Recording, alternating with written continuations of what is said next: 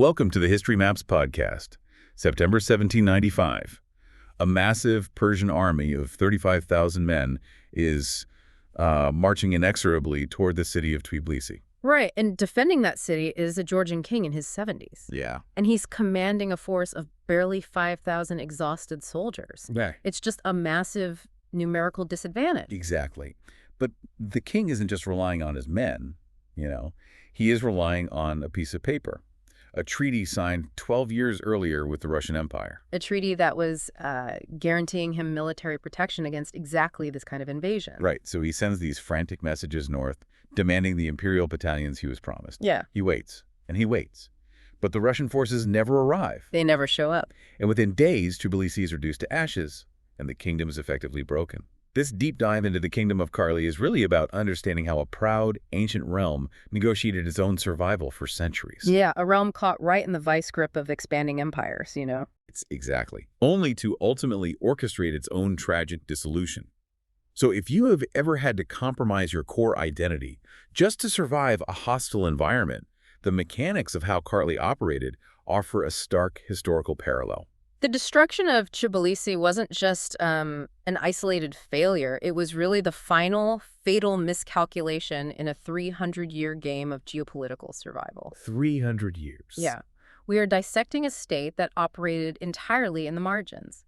The Kingdom of Kartli didn't have the luxury of isolation or, overwhelming military superiority. They couldn't just wall themselves off. Exactly.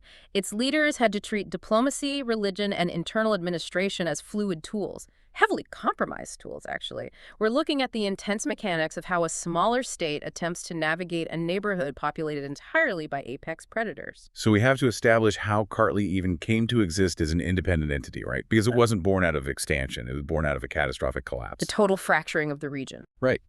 In the mid to late 15th century, the unified Kingdom of Georgia, which had previously been a major regional power, essentially shatters. The catalyst is the 1463 defeat of King George VIII. And following decades of chaos after that defeat, we arrive at the reign of Constantine II. He rules from 1478 to 1505. And in 1490, Constantine convenes a royal council and does something that, on the surface, looks like complete capitulation. It really does. He formally acknowledges that the realm is broken into three distinct kingdoms. So we have Kartli, Kakheti, and Imereti. He officially abandons the claim to a unified Georgia and just retreats to the central region of Kartli. Right. I struggle to see the logic here. I mean, why would a monarch voluntarily legalize the fracturing of his own empire instead of marshaling every last peasant to fight for reunification? Well, calling it a voluntary legalization kind of obscures the military reality on the down. Constantine II was executing a triage strategy. Yeah. Fighting to reunite the kingdom wasn't just a matter of bravery. It was a mathematical impossibility at that point. Eastern Georgia was being systematically dismantled by Turkmen confederations. The Ak-Kuyunlu and the Kar-Kuyunlu, right? Exactly. These were highly mobile pastoralist armies, and their method of warfare was fundamentally incompatible with Georgian agrarian society. How so? Like they weren't just taking over towns. No, they didn't just conquer cities. They turned fertile agricultural land into grazing pastures for their herds. Oh, I see. So they were destroying the economic foundation of the state, not just changing the flag over the castle. That is the core issue. Constantine understood that if he continued to exhaust his military resources trying to project power into Imereti or Kakheti, well, he would lose the core agricultural base of Kartli to the Turkmen. He had to cut his losses. He created a geopolitical firebreak. By recognizing the independence of the other regions, he could recall his forces and consolidate a defensible core. Okay, so he pulls everyone back. Right. And then he implemented a system of internal fortification. He formalized land grants to the local high nobility, known as the Tavadi. But wait, doesn't empowering the local nobility just create, a dozen little kings who will eventually challenge the crown? You're solving an external threat by creating an internal one. It is a calculated risk, absolutely. But by granting the Tavadi significant land rights, Constantine tied their personal financial survival to the defense of the realm. Ah, so they have to fight to keep their own money. Exactly. If the Ak-Kuyunlu breached the valleys, the nobles lost their wealth. And he supplemented this with strategic marriages, binding these aristocratic families to the Bagrationi royal line. So it was a localized defense network. Yes. A smaller, highly motivated, geographically concentrated elite is just far more effective at defending a specific valley than some fractured imperial army spread across the entire Caucasus. That geographically concentrated defense strategy brings us directly to the physical layout of Kartli. It's centered entirely on the Metfari River Valley, which is also known as the Kura River. Right. And the territory is split into Shida Kartli, which is the inner highlands, and Kfemo Kartli, the lower plains. And right in the middle is the capital, Tbilisi. It had taken over from the older capital of Minsketa. Yeah, Minsketa being the ancient religious center. But when you map this out, it looks like a logistical nightmare for defense. The geography dictated every single political decision the kingdom made. The Metfari River Valley is the primary economic artery. The plains of Kfemo Kartli provided the agricultural surplus necessary to maintain a standing army and a capital city. But there's a problem with those plains, right? A massive structural flaw. Yeah. The southern exposure is completely open. There's no natural wall. None. There are no impassable mountain ranges blocking the route from the Iranian plateau directly into Kfemo Kartli. This meant that whenever a southern empire mobilized, whether Persian or Ottoman, the invasion route ran straight through Kartli's breadbasket. Straight through the farmland. Exactly. Defending Tbilisi wasn't just about manning the city walls. It required holding that open southern valley. If an invading force controlled Kfemo Kartli, they could simply wait. The capital would starve. So they couldn't just hide in the mountains like some of the other groups in the Caucasus? No, Kartli could never retreat into complete mountain isolation. It was geographically chained to the primary invasion highway of the region. And that exposure heavily influenced how the kingdom was perceived by the outside world. The naming conventions alone tell a pretty complex story about identity versus geopolitical reality. They really do. Internally, Georgian chronicles tie the name Kartli to the myth of Kartlos. He's this legendary progenitor and descendant of the biblical figure Japheth. It's a very profound, sacred lineage. Right. But external powers completely ignore this internal mythology. The Greco-Romans called the region Iberia. Armenian sources referred to it as Verk. And most tellingly, Persian documentation refers to it as Gorgistan. The nomenclature reveals the power dynamics at play.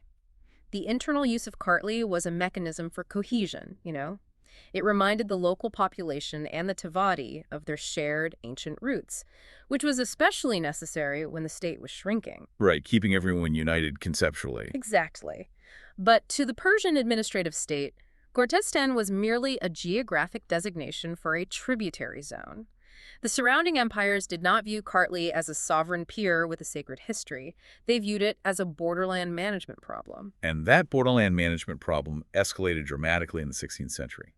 Kartli finds itself completely trapped between the Ottoman Empire to the west and the Safavid Persian Empire to the east. Yeah, really dangerous neighborhood. This culminates in the 1555 Peace of Amasya. The two Islamic superstates essentially just draw a line of demarcation straight through the Caucasus. Imereti in the west is assigned to the Ottoman sphere, while eastern Georgia Kartli and Kakheti are officially recognized as falling under Safavid Persian influence. The Peace of Amasya formalized Kartli's status as a vassal state. I mean, the Georgian kings had no seat at the negotiating table in Amasya. They weren't even invited. No, their geopolitical alignment was decided for them. For the next 150 years, the fundamental objective of the Kartlian monarchy was no longer expansion or true independence. It was mitigating the extractive demands of the Safavid Empire. And those extractive demands were severe. The formalized tribute, the pishikesh, wasn't just a tax in silver.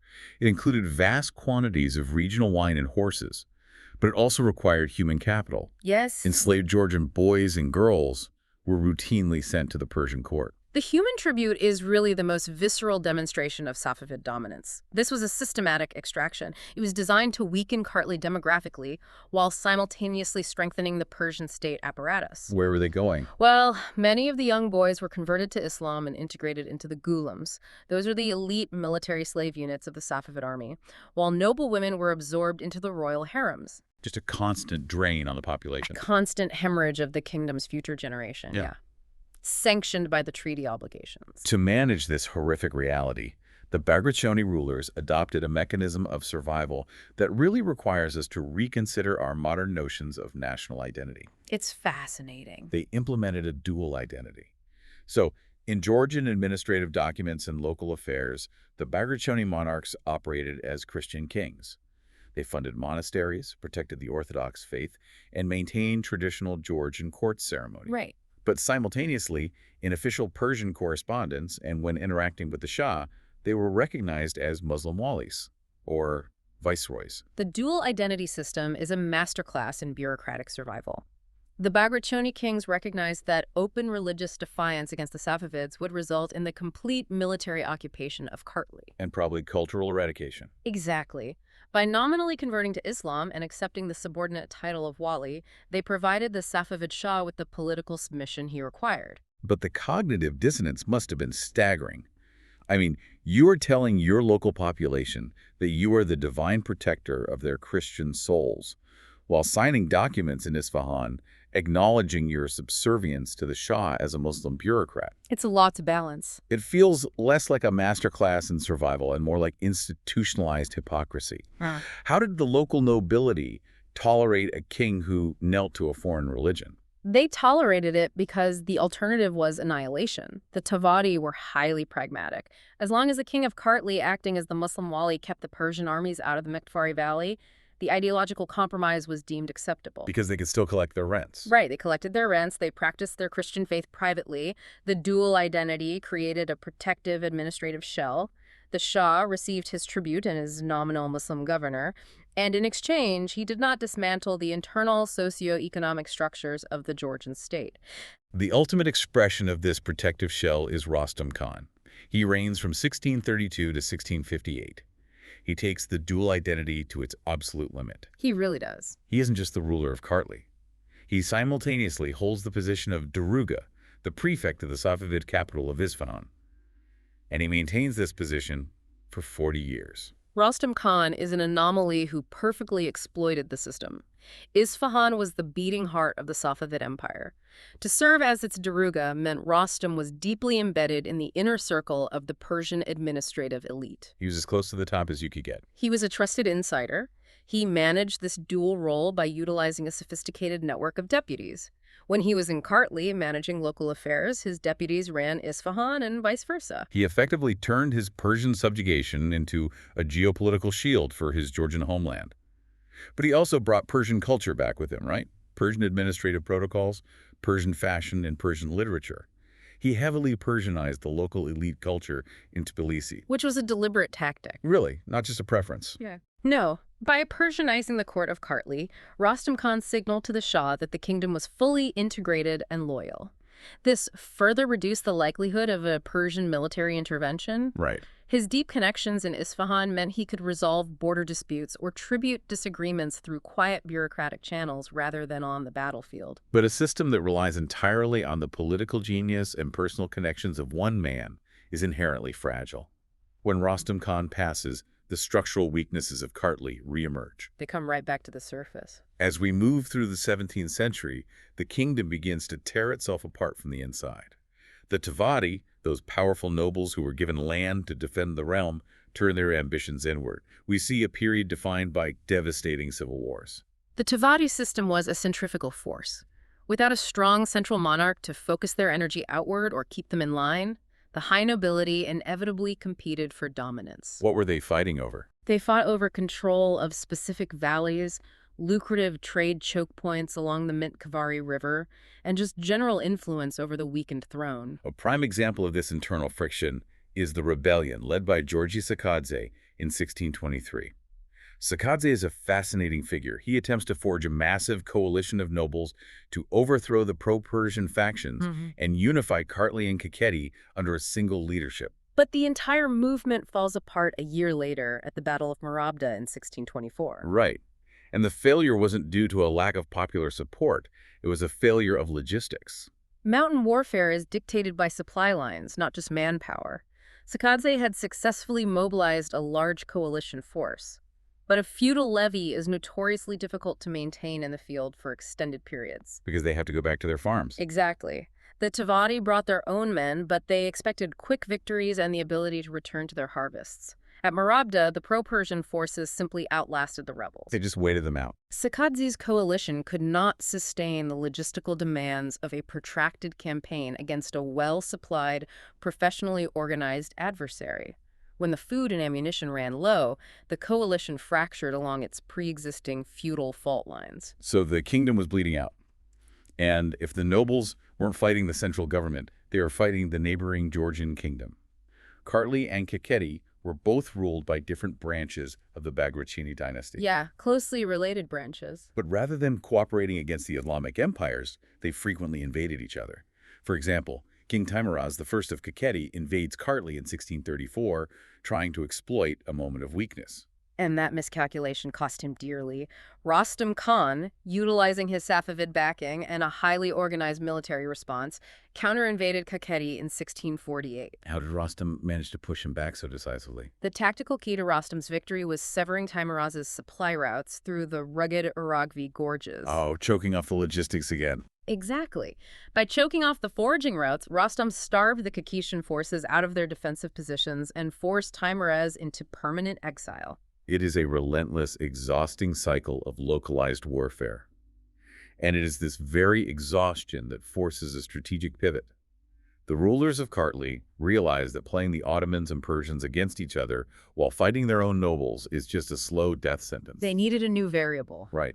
They look north, over the Caucasus Mountains, to the rising power of Muscovy. And the initial outreach to Russia was heavily ideological. In the 1580s, King Simon I sent diplomatic missions to Moscow. On what grounds?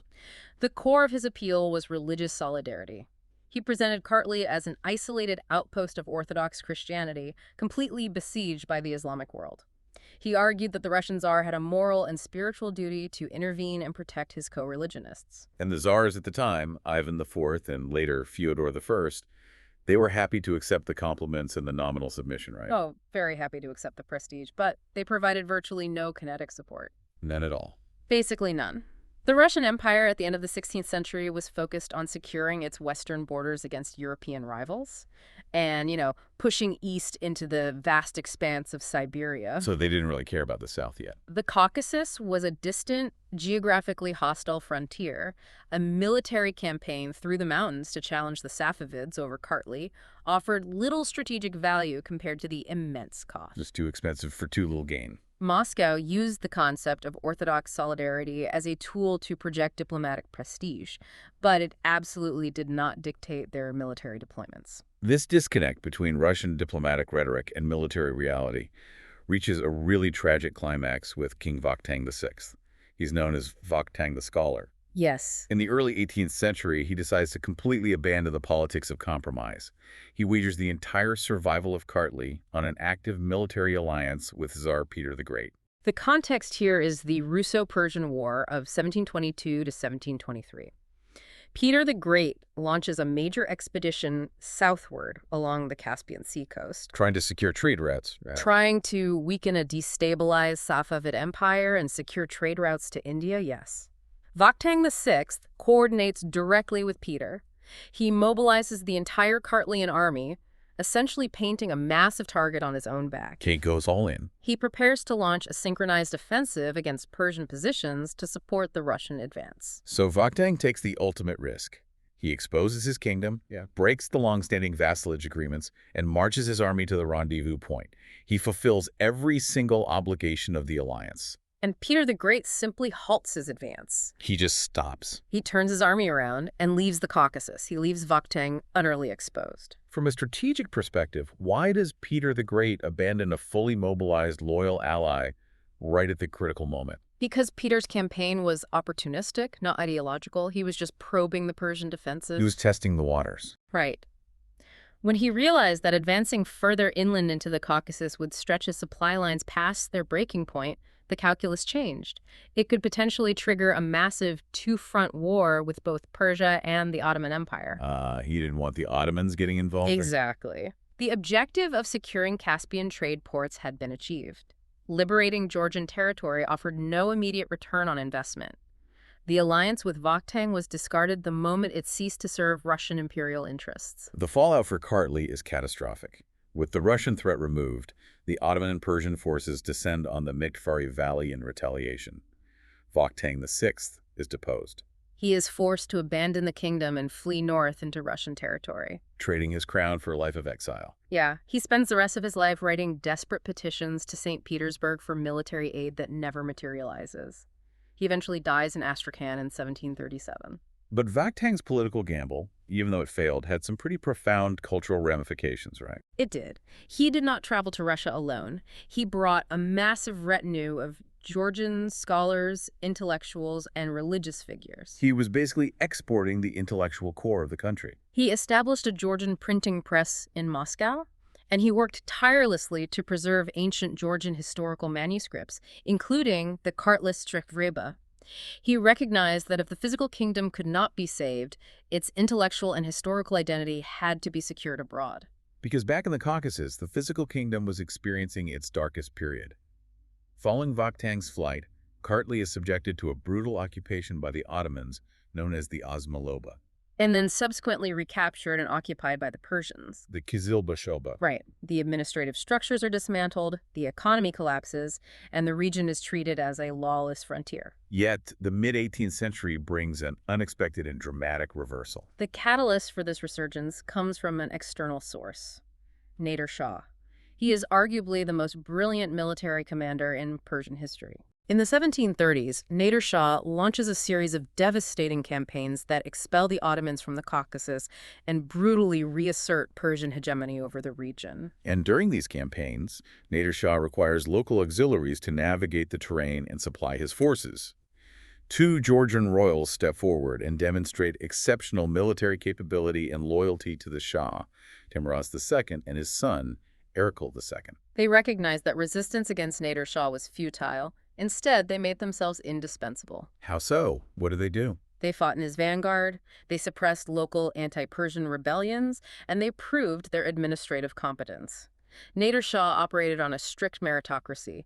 He cared far more about military effectiveness and absolute loyalty than he did about religious conformity. And he rewards them in a way that alters the trajectory of the region. In 1744, Nader Shah issues a decree granting the kingship of Kartli to Teimuraz II and the kingship of Kakheti to Erekle II. But the truly revolutionary moment occurs the following year, in 1745. Teimuraz II is crowned King of Kartli in the Svetitskovili Cathedral, strictly adhering to traditional Orthodox Christian customs. With the explicit permission of Nader Shah. That's huge. It is a monumental deviation from centuries of Safavid policy.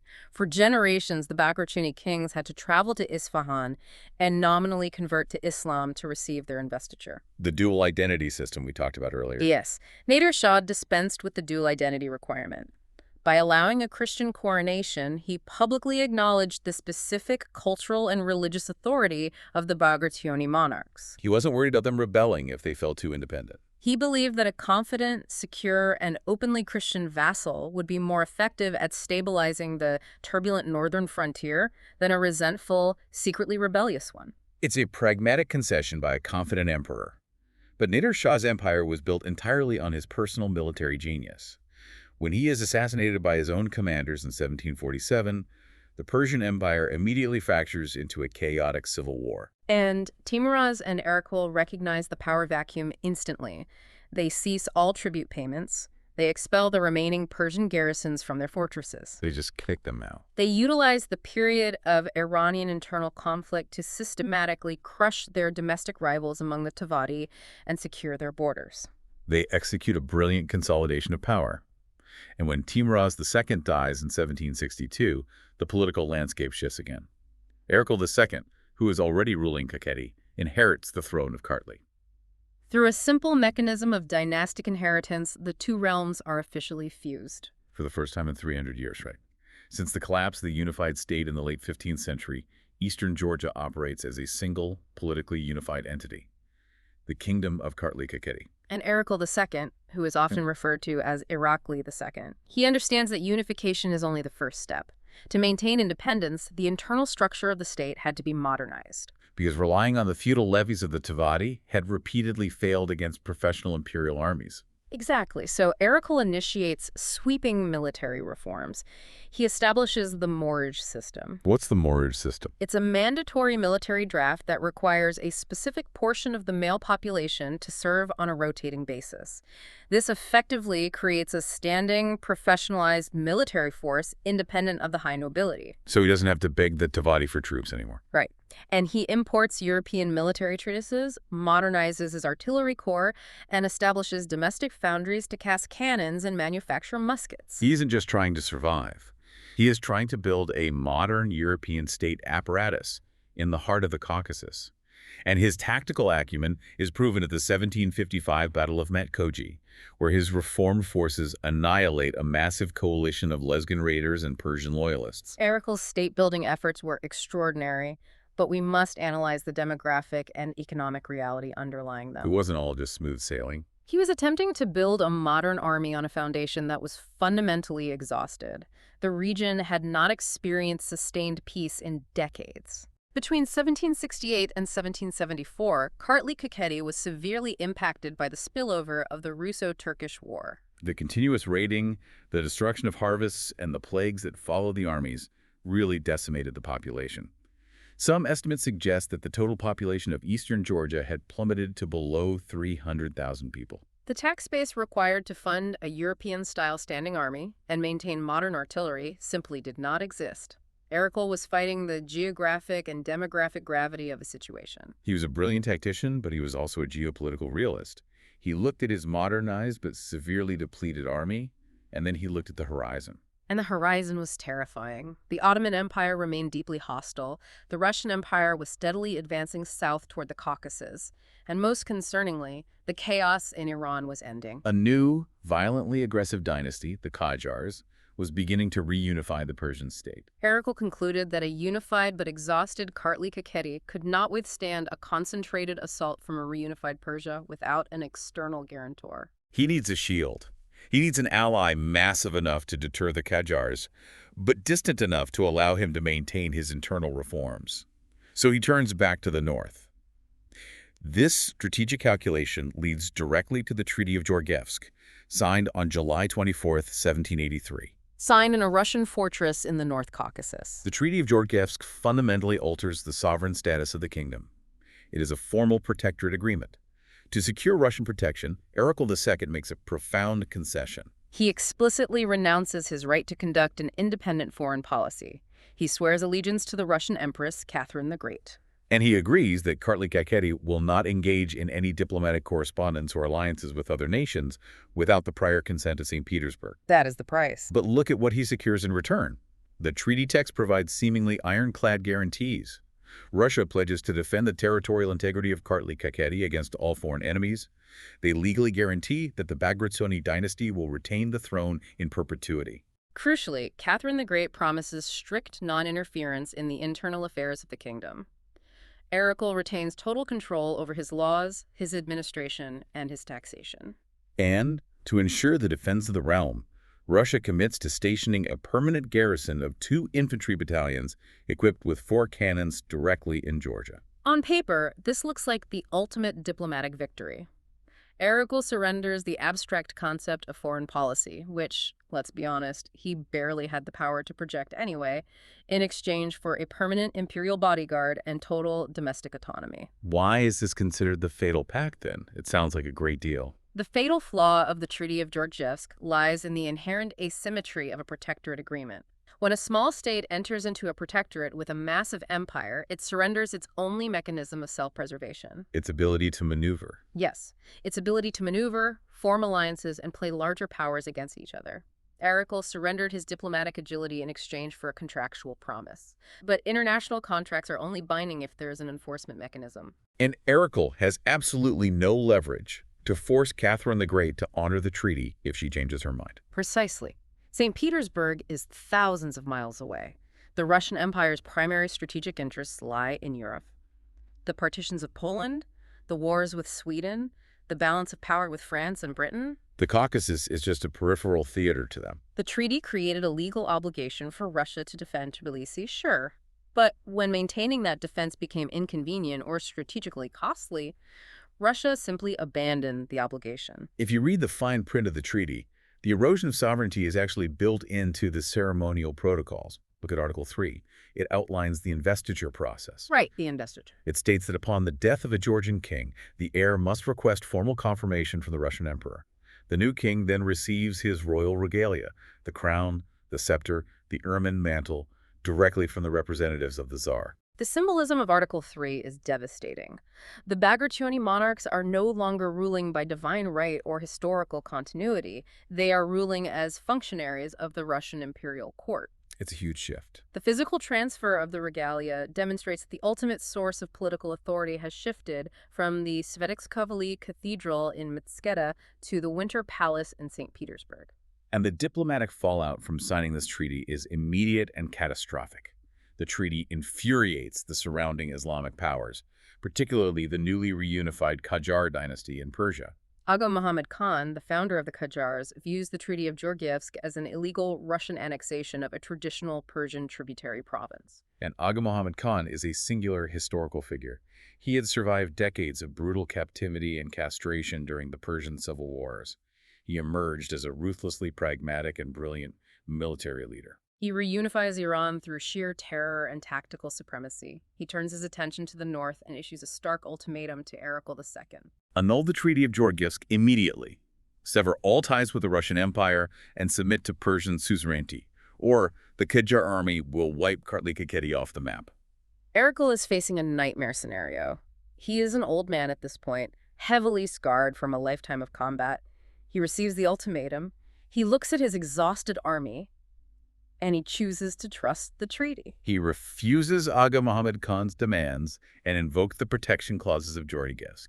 He sends desperate couriers north to request the Russian battalions. And this is where the asymmetry of the protectorate becomes fatal. The Russian Empire, distracted by the imminent third partition of Poland and internal political maneuvering, decides that confronting a massive Qajar army in the Caucasus is not in their strategic interests. So they do nothing. They had already recalled the small garrison previously stationed in Georgia. They send no reinforcements. They send no artillery. They simply ignore the requests. September 1795.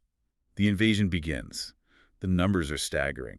The Qajar army marching on Tbilisi is estimated at 35,000 to 40,000 men. This is a massive, highly organized imperial force.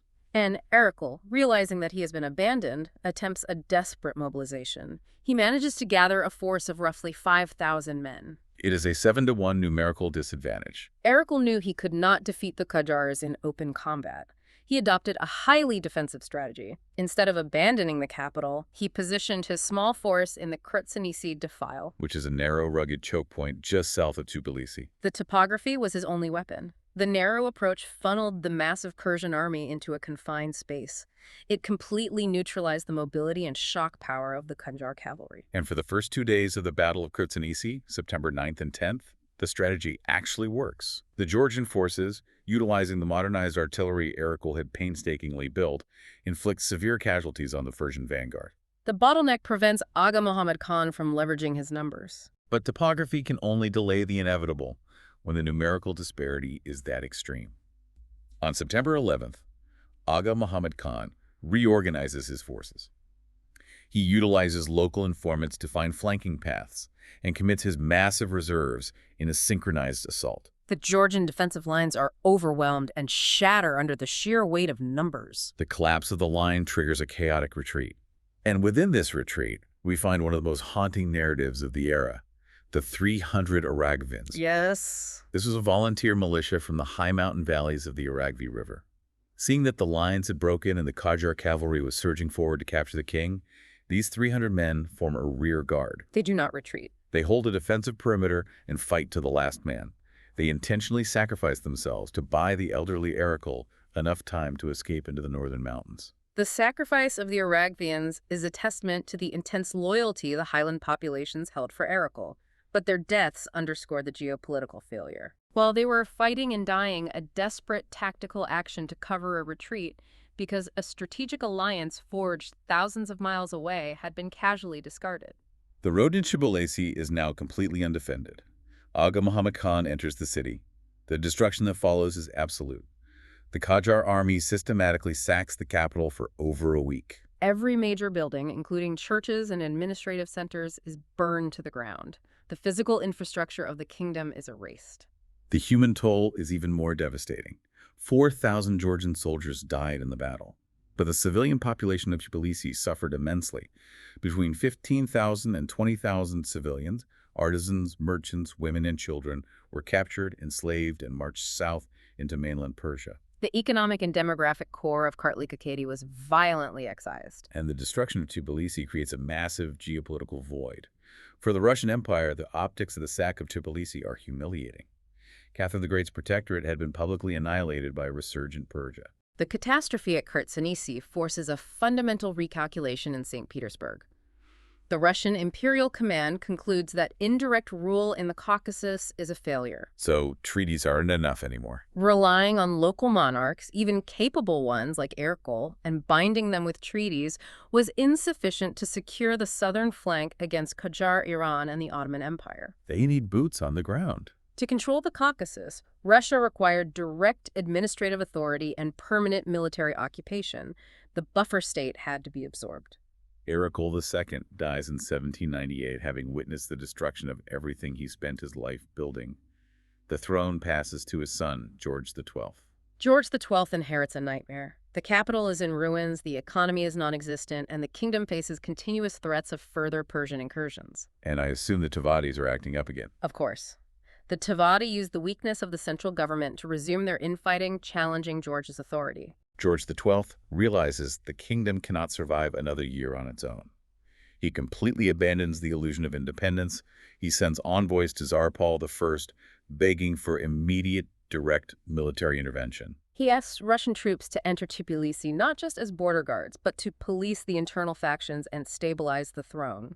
In 1799, Russian battalions finally arrive in the ruined capital. George XII was attempting to negotiate a process known as mediatization, right? Yes, mediatization. He recognized that Kartli-Kakheti had to be integrated into the Russian Empire, but he sought to retain internal autonomy. Like keeping the royal title but serving the Tsar. He proposed that the Bagrationi kings would rule as hereditary governors within the imperial structure, subject to the Tsar's foreign policy, but maintaining local laws and the dignity of their royal status. It was a desperate plea for a dignified surrender. Tsar Paul I has no interest in a dignified surrender. He utilizes George's desperation to finalize the absorption.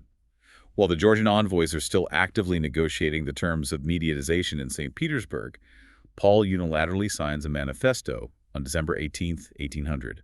A manifesto that officially abolishes the Kingdom of Kartli-Kakheti and annexes the territory directly into the Russian Empire. But the crucial detail here is that Paul I orders the manifesto to be kept strictly secret.